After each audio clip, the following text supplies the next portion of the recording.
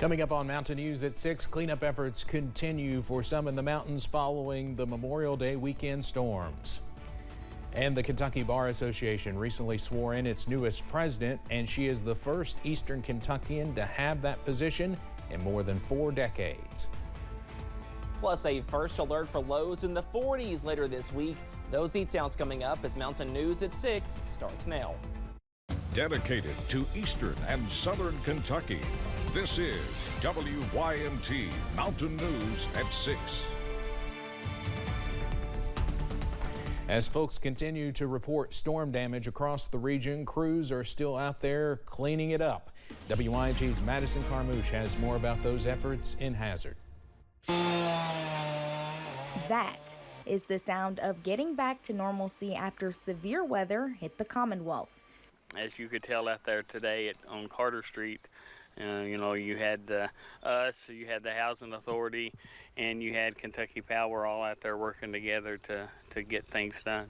Eversole says after the weekend storms, the teamwork between all agencies involved is what moves things along quickly. Within an hour, I was talking with one of the executives from the power company and let him know that her water plant was down, and we was real close to their substation, so he immediately began working on it and trying to get her power restored, and he did. He says the next barrier the city was faced with was an influx of calls about trees being down. Well, if it's on private property, then they need to contact the contractor. If it's near a state right-of-way road, call the state. If it's inside the city limits and they're worried about it, let us know at City Hall. And same thing with the county judge. Let him know, and we try to get to that stuff as soon as we can. He also noted the biggest areas of concern were the south end of town, Lothair, and the Hazard water plant. From one dead tree, it's hard to imagine how much debris actually comes from that. And we load it up and we haul it off, and this is one of our sites that we haul our stuff to right now. Eversole says contents from the dumping site are taken to a landfill outside of London twice a week. In Hazard, Madison Carmouche, WYMT Mountain News. Definitely a mess out there in many areas. Eversole says any trees on power lines have to be taken care of by the power company for safety reasons. Well, yesterday we showed you the power outage map when many folks in Knott, Leslie, and Perry counties did not have electricity. Lots of improvement today, but we're still not there yet. Here's an update. Most of the counties in Eastern Kentucky are in fairly decent shape now, but as you can see, there's still some colors other than blue on here. There's several hundred folks without power still in Knott County and in Leslie County, maybe the hardest hit county by power outages as far as numbers go. More than 1,500 folks there still trying to get their power restored. More than 50,000 customers at last check were still without power across the state. As you can see, those mainly are in southeastern, southern, and western Kentucky.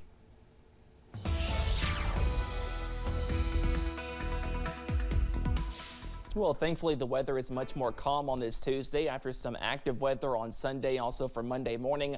Upon first alert pinpoint Doppler for most, we are tracking some dry conditions, also some warm weather, but we are zooming into a few heavier downpours in Pike County, one on top of Phelps, also a first alert close to Belfry. This heavier shower pushing into your direction, nothing severe, but you may see a few light showers to go into this evening. For most of us, though, this is the weather on this Tuesday evening. We're dry under a few peaks of sunshine, also warm up to 77 here in Buffalo Mountain, up to 80 for Manchester, 75 in Jackson, and 78 over in Harlan County at this hour. Now we are tracking some more mainly dry weather for this evening. A small chance of a sprinkle or a light shower, but for most we stay dry, also mild as we see upper 60s to lower 70s, 50s to wake up on Wednesday. But the big story this week on Wednesday, also on Thursday, some cooler conditions are on the way, at least for late May standards. We see highs in the upper 60s to lower 70s and lows in the 40s by Wednesday night, also by Thursday night. Enjoy that though, because wet weather and warm weather is looming by this weekend. All those details coming up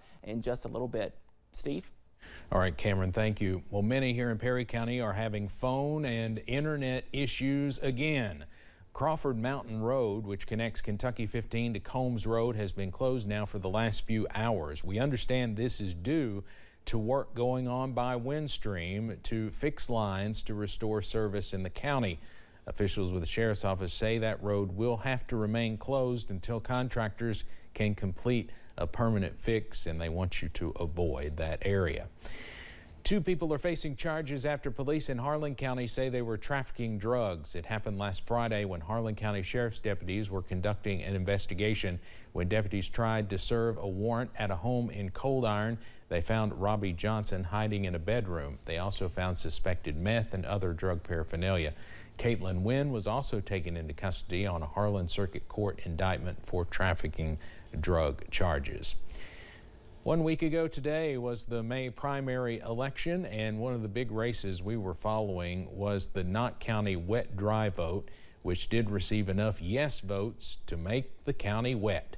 WYMT's Olivia Calfee has more now on what this could mean going forward for the folks in Knott County. Last Tuesday's election brought roughly 20% of voters to the polls in Knott County as a wet dry vote was once again on the ballot. County Clerk Reese Cornett says the vote got the green light and folks will soon be able to buy and sell alcohol. But this change takes time. We've certified that election. So now it goes into the hands of the